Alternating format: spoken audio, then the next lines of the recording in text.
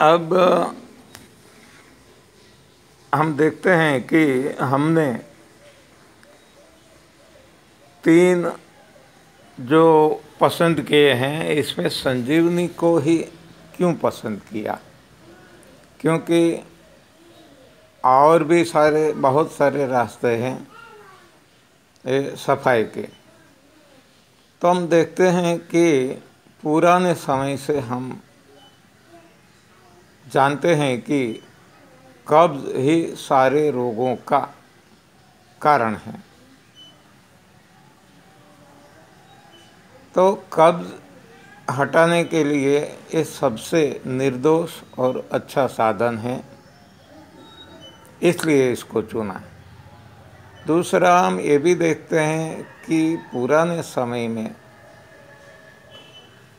ये योगी, तपस्वी, ऋषि मुनि, ये लोग ये भी इसका प्रयोग करते थे, जिसको बस्ती प्रयोग कहा जाता था। आयुर्वेद में भी इसको बस्ती प्रयोग से जाना जाता है। आयुर्वेद में वात, पित्त, कफ के हिसाब से इसमें कोई न कोई औषधियाँ डाली जाती है। योगा में भी ये बस्ती प्रयोग करवाया जाता है।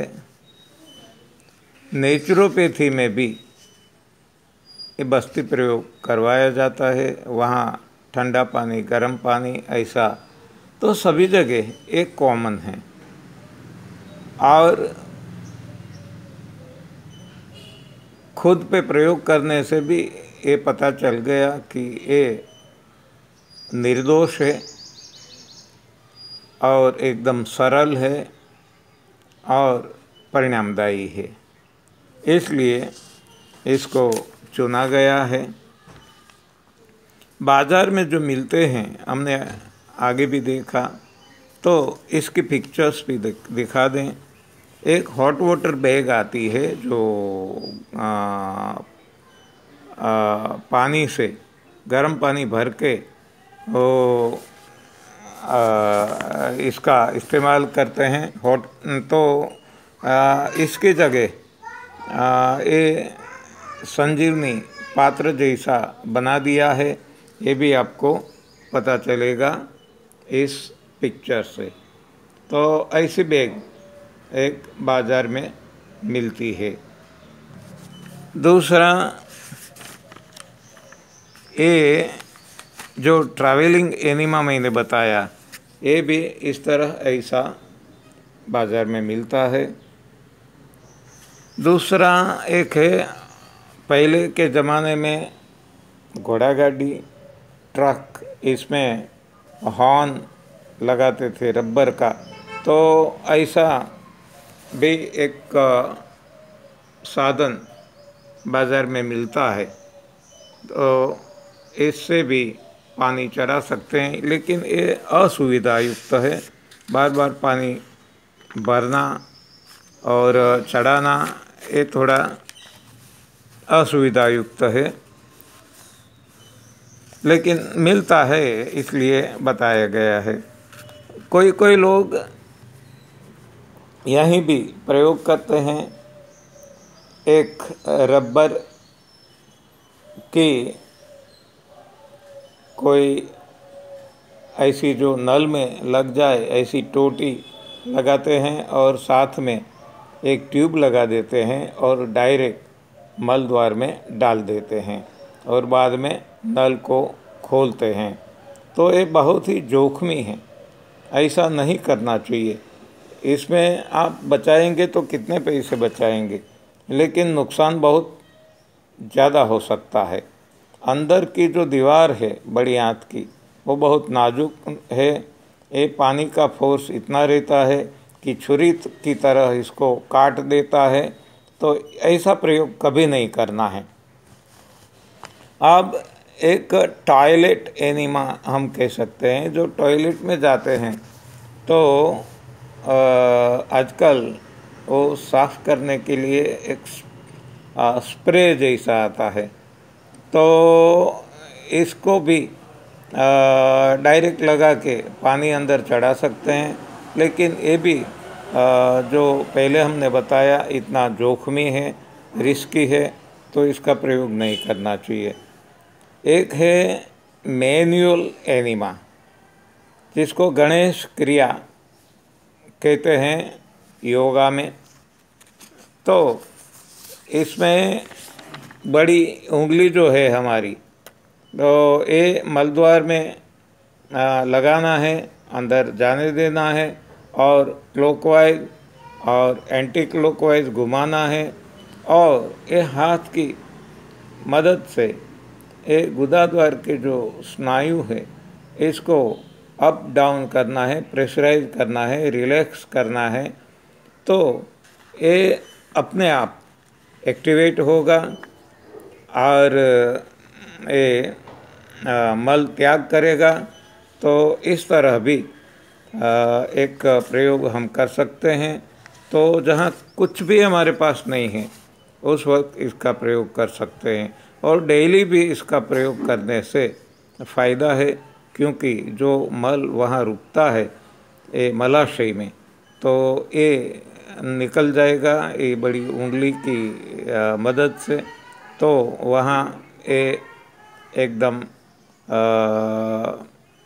मल रहित शुद्ध रहेगा, तो ये भी अच्छी बात है। अब और कितने फायदे होते हैं संजीवनी क्रिया से, ये भी देख लें।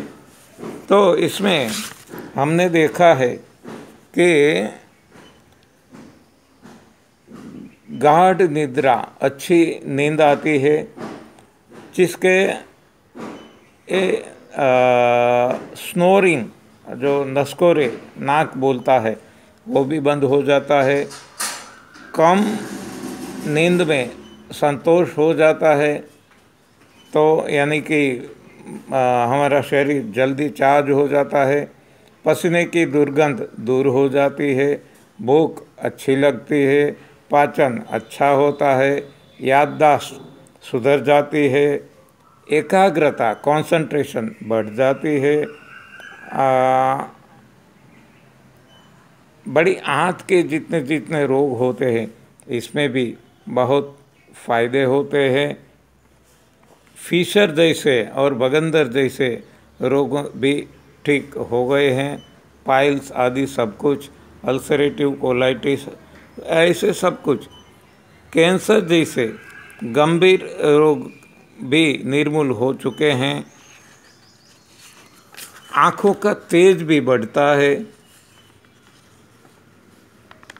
तो इस तरह बहुत फ़ायदे होते हैं।